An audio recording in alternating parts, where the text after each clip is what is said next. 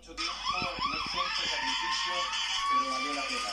Hoy día estamos aquí en representación de 9h59, chilenos que hoy día élection finie dans Chili, futuro.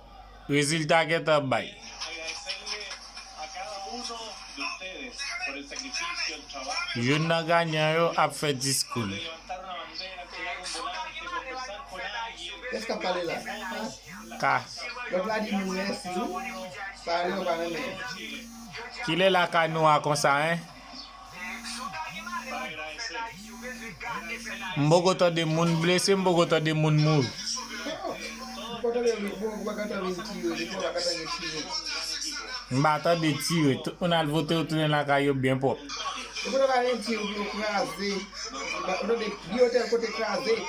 De venir chercher mon de blessé haïtien.